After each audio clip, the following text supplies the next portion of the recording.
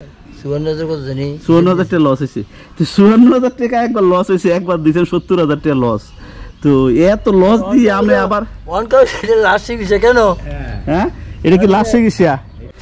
কি অবস্থা, ভালো আছেন না? এই তো এটা দেখা শোনা কি আপনি করেন?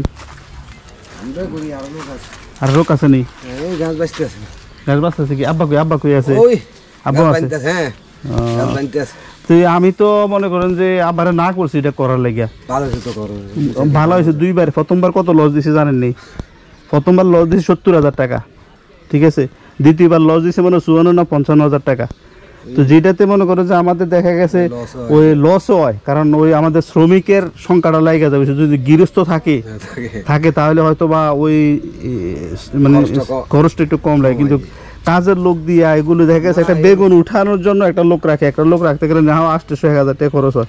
কয় টাকার বেগুন বেচতে পারবো বুঝছেন নি? আমার আব্বা যত ফাইজলামি, আব্বারে না করছি যে আবার কিছু করেন না, যা করছে দেখি কি অবস্থা। এখন কি লাগানো হয়েছে এখন? করলা, হ্যাঁ,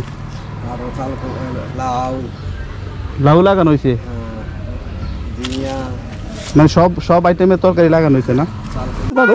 ওই দাদা ওদিকে যাও যাও যাও, দাদার কাছে যাও।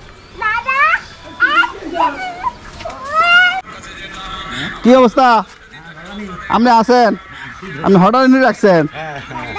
হ্যাঁ আব্বা, এটা প্রথমবার কয়টা লস দিছি? হ্যাঁ 70,000 নি প্রথম যে সময় ইয়ে গেছিলেন 70,000 টাকা লস দিছি। এরপরে কত গত ইয়েতে কত 1 লাখ কত টাকা খরচ হয়েছে? 1,13,000 জানি। আর 54,000 কত জানি 54,000 টাকা লস হয়েছে। তো 54,000 টাকা একবার লস হয়েছে, একবার দিয়েছেন 70,000 টাকা লস। তো এত লস দিয়ে আমি আবার লাস্ট চিকিৎসা কেন? হ্যাঁ, এটা কি লাস্ট চিকিৎসা? এই হালকা কিছু লাল মাইরা বাইনে দিলে যাবো ওই লোক সুন্দর। ধরে না, নষ্ট করো না। করলা লাগাইছি, করলা তো নিরাপদ নাই, তারপরে লাউ গাছ লাগাই দিছি গোটা আগে করলা। একবার 70,000 লস দিছি, এরপরও দিছি হলো 54,000 টাকা। এখন নাকি লাস্ট চিকিৎসা। যাক, এখন আরেকজন লোক রাখছে, উনি দেখাশোনা করবো। আচ্ছা, আম তো আছে দেখছি, এখন উনি দেখাশোনা করব। কারণ আগে বেশিরভাগ সময় দেখা গেছে আমরা একটা বেগুন উঠাইতে গেল একটা কাজের লোক রাহল লাগে, কোনো মেন সমস্যা হয়ে গেছে। এগুলো কি ঘাস সব না? তো আপনি আমার মনে হয় যে লাল মেয়েরা বানিয়ে দিলে ভালো হইলো, নিচে মেয়েরা রইলো, উপরে রইতে আছে,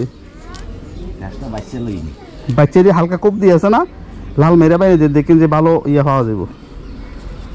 কারণ আপনি এটা উপরে তো করলা উঠতে গেছে। হ্যাঁ বাবা আসি যে এখানে মনে করেন এই যে জায়গাটা প্রায় অনুমানিক আপনার কত গন্ড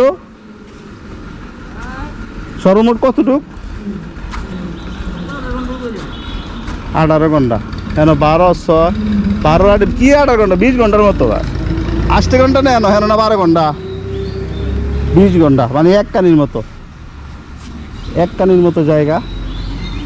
এখন আবার এটাতে অনেক ধরনের সবজি লাগানো হয়েছে, করলা, মিষ্টি কুমড়া, তারপরে লাউ, সসিন্দা, এরপরে লম্বা শিল, তারপরে আর অনেক কিছু আছে, পুঁই শাক।